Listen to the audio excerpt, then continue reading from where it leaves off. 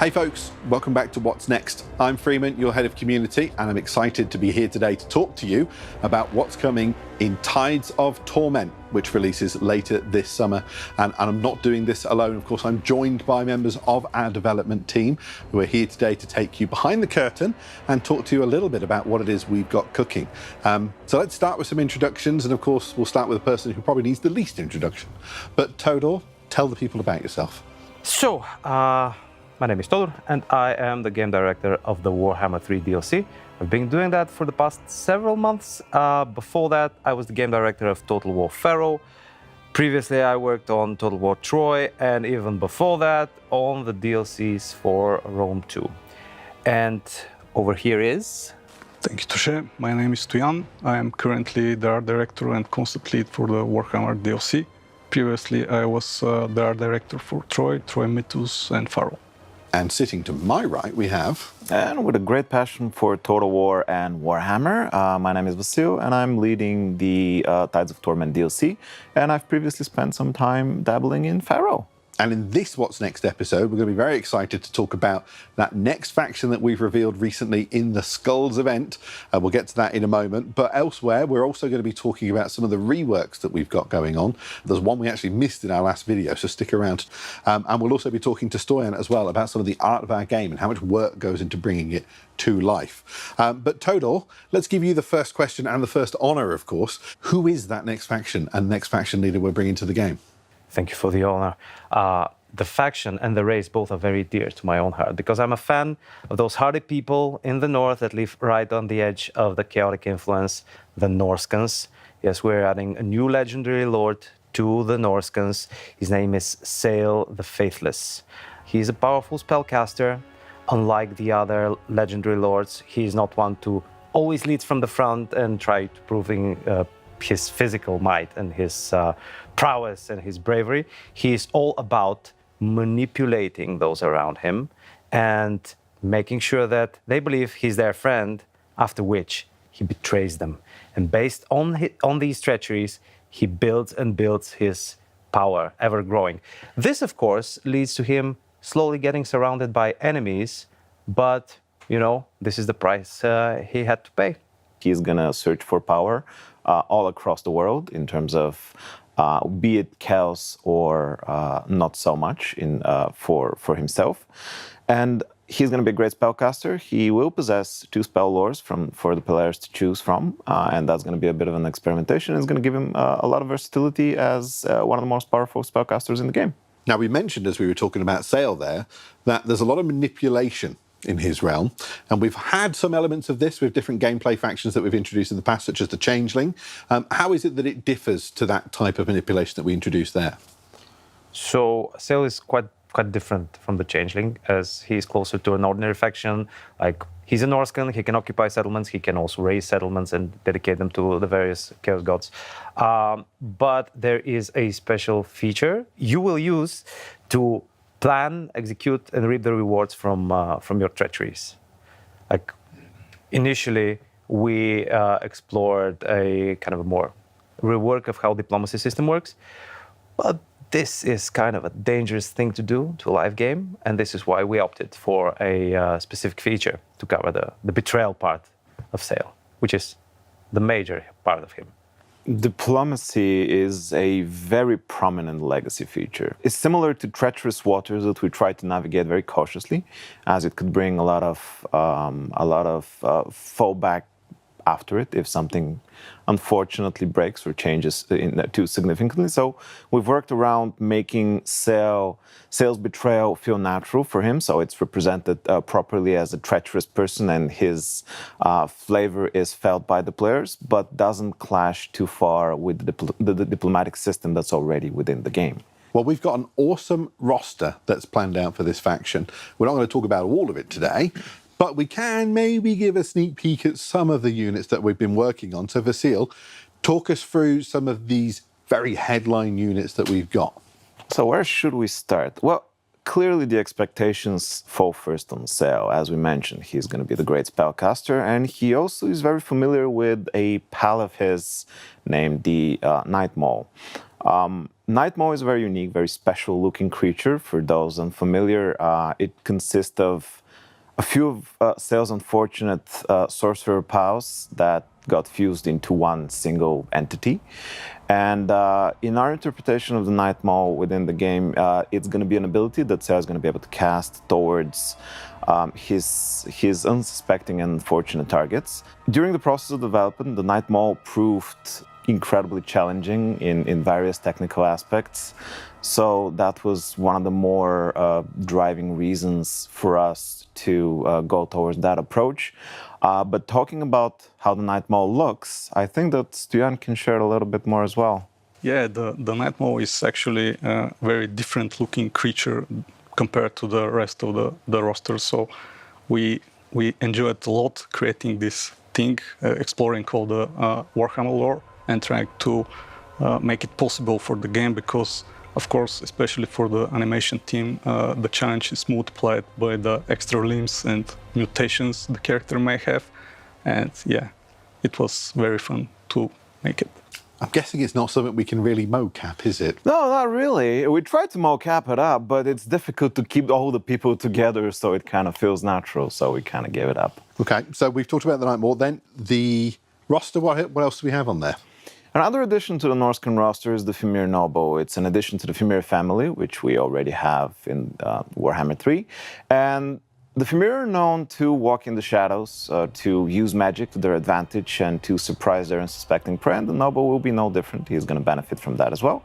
And also, as a hero character, other Fimir present in the game will benefit from his presence in battle in various situations. So they can use him in conjunction with them, but also with other monsters and creatures in the Norscan roster. Any more we want to talk about today? Let me think a little bit about it. We can talk a little bit about the Chimera. So we're also adding a Chimera, the three-headed monster that I imagine it comes to no surprise to most, unfortunately. But it's a very vicious flying creature, versatile in combat, is going to be able to get in and out of battle very quickly.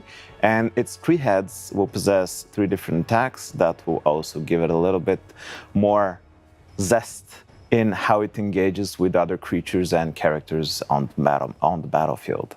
And of course, there's going to be other secrets, but we're going to keep them for later. And onto the Chimera, there is a little known biological fact that it has four heads because its tail is also a head. True. That is absolutely right. Okay, well, do make sure that you are, of course, subscribed and following us everywhere, because we do have more of this roster to reveal.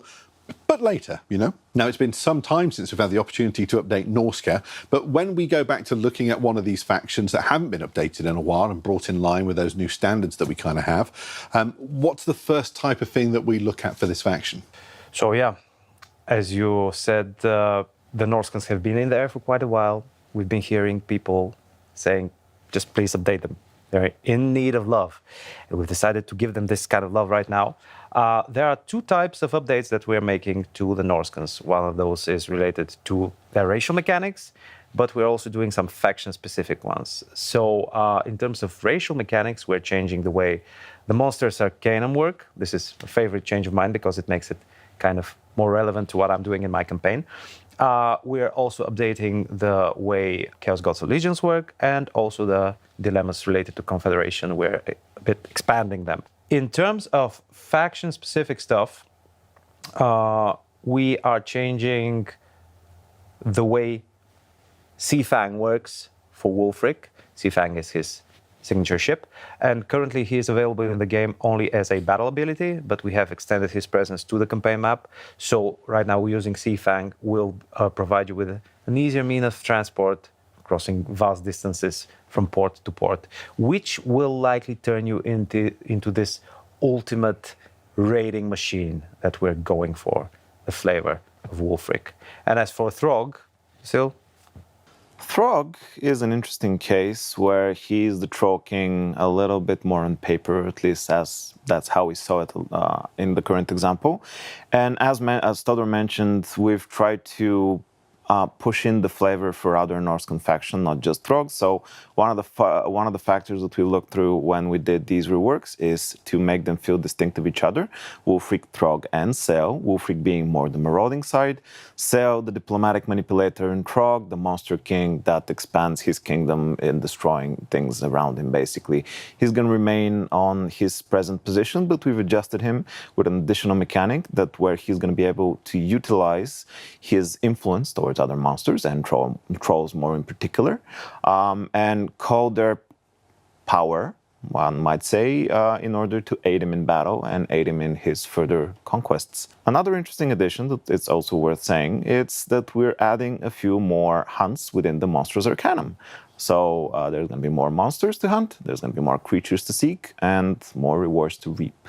And another tiny but significant update is that both Throg and Wulfric are getting an additional set of voice lines. Especially for Throg, it was important to convey the fact that as he is a troll that's being touched by chaos, he's also a more intelligent kind of troll.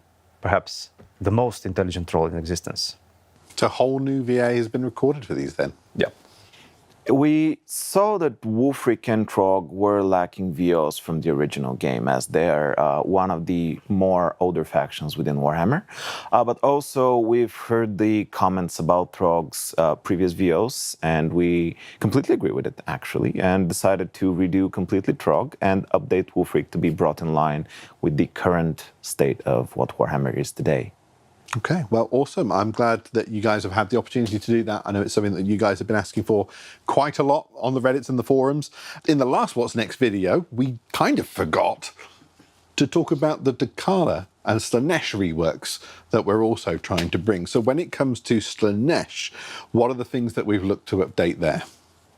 Slaanesh is an interesting case where they were represented just by Nkari currently, and we wanted to make the new faction in terms of Dakala and Nkari feel distinct from each other, but also supplement what Slaanesh does right now. And while it does it fairly well, we've updated a few systems to bring them more into up to speed with the current trends that we've used in other reworks. So that applies towards the technology trees. We've looked towards the proliferation of codes to make it a little bit more functionally usable in terms of their current strategies and what they aim to achieve right now on the map. And also we've looked how to improve and tweak some of the more controversial aspects of Slaaneshi benefits, for example, their replenishment and also their usability in terms of battle and the stats there. Okay, well, there you have it then. Sail and the Norsca are our next faction that you can look forward to when this next DLC launches later this summer. Now, unless you've been living under a mangler squig, you probably saw the Skulls event very recently, and you may have spotted this first look at Sail. Take a look at this.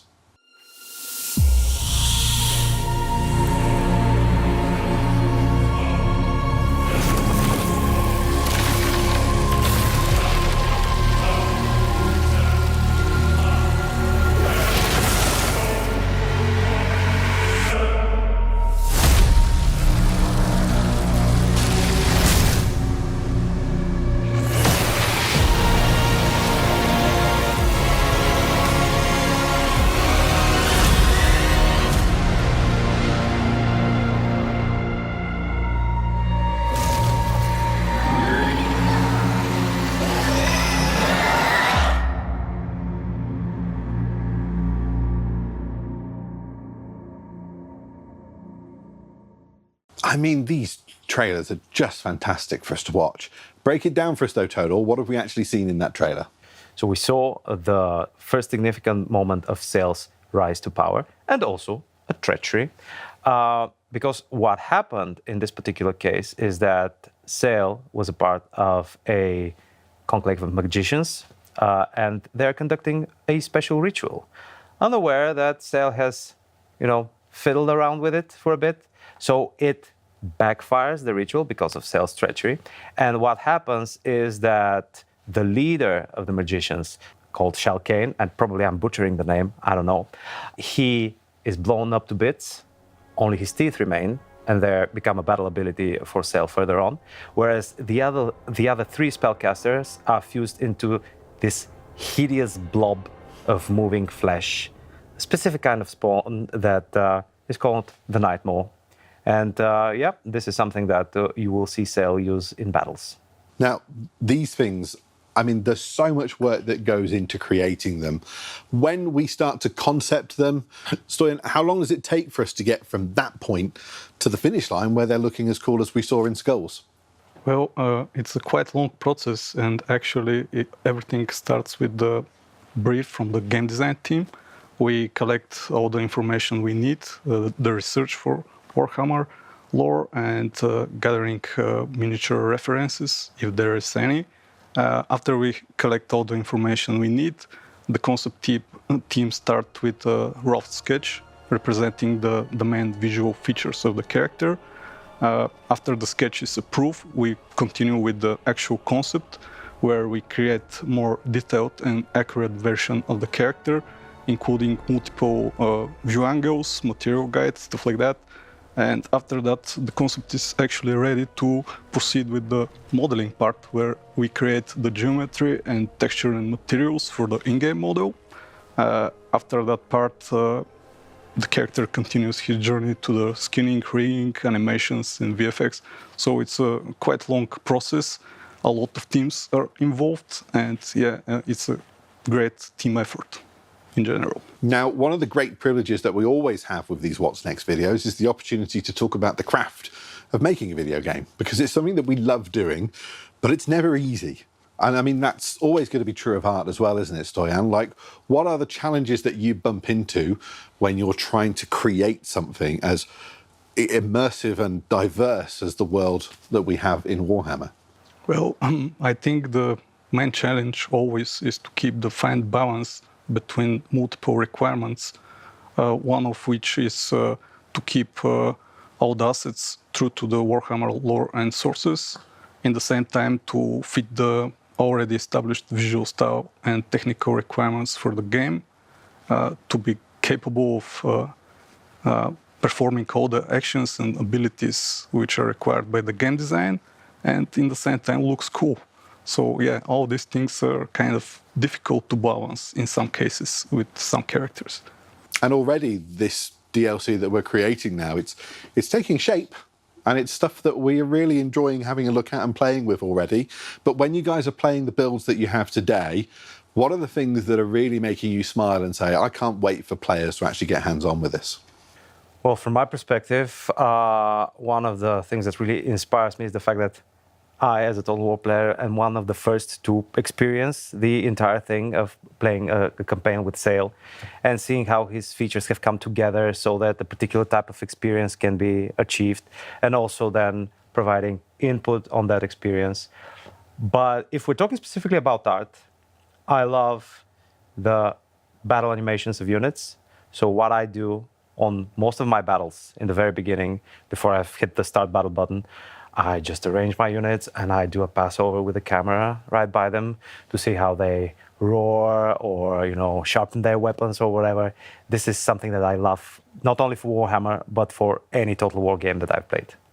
It's actually one of my favorite aspects as well, to see something brought to life from a sketch that we've all worked to bring into existence, and then with the progression of how it appears without maybe the textures or maybe without animations, and then the animations appear.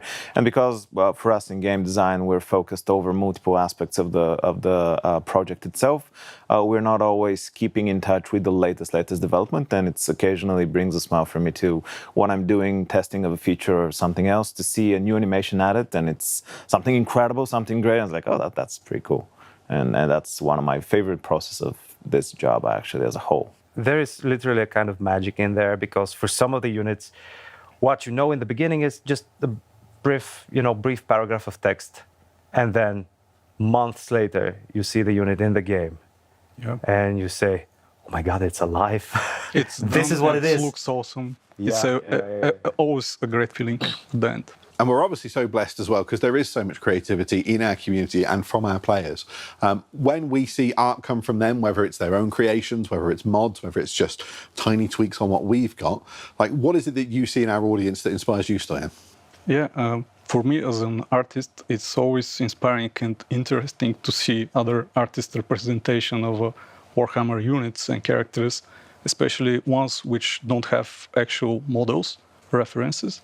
So in such cases, without such specific reference, it's very important for the artist to have great imagination and deep lore knowledge to be able to create this character in the best possible way.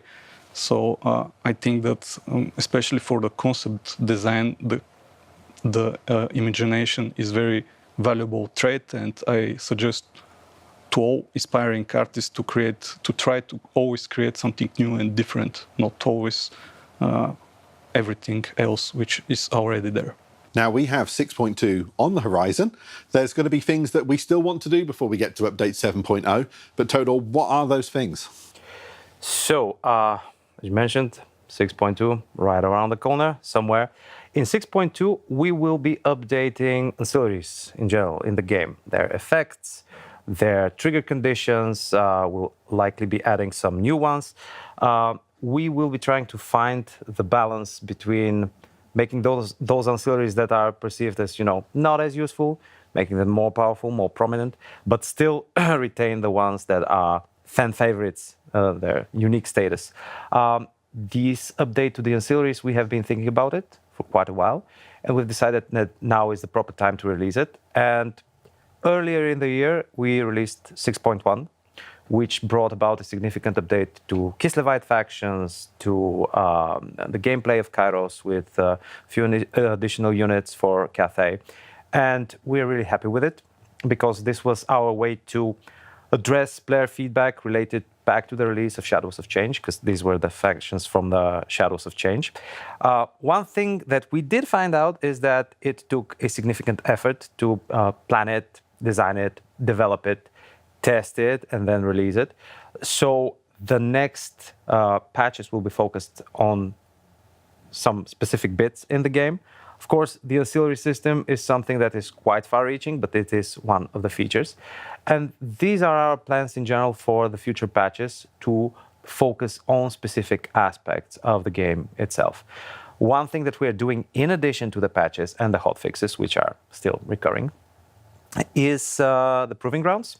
The Proving Grounds are this special kind of an arena where you can play a version of the game with some fixes and some changes in there, and you can give us your feedback. And this is the proper moment to thank our community for providing us with feedback on the campaign AI changes that we have done so far. Our main goal was to make the campaign AI more active, more challenging, so that you kind of meet some resistance in the later stages of your campaign. This makes it more engaging, more interesting. And it was really amazing to go through the feedback of the people playing actual playthroughs and telling us how things happened with them, telling their story.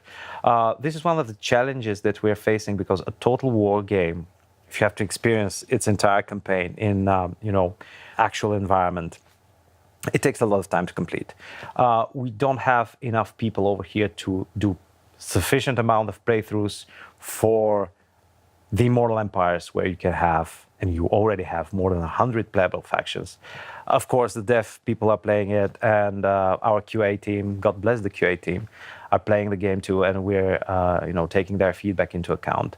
But the Proving Grounds are a really priceless source of feedback. So please join them. Please give us your feedback. We'll take it into account. And we plan to do some more in this year, again, related to various aspects of the game, where such changes which will benefit the most from a lot of people playing them. Okay, well, that's probably just about all the time that we've got for this particular What's Next video. Of course, our thanks to Todor, to Stoyanov, and to Vasil for joining me today to talk through all of these changes. But there you have it. Sale is our next legendary lord leading the forces of Norsca. And of course, he's joining Dakala, who's marshalling the forces of Slaanesh. There's still one more legendary lord for us to reveal, which we'll be doing in the next What's Next video, which we should have for you next month. In the meantime, do make sure you drop down to the comments below. Let us know what you think. What have you enjoyed hearing about today from the team? What's got you super excited for what's coming next in Warhammer 3? For now, we will say our goodbyes, but do make sure you head over to totalwar.com. You'll find all of our socials linked from there. And of course, make sure you like this video and subscribe, because we'll have plenty more to show you on this DLC in the near future. For now, we'll say our goodbyes. Thanks very much for watching, and we'll see you in the next one. Bye, folks.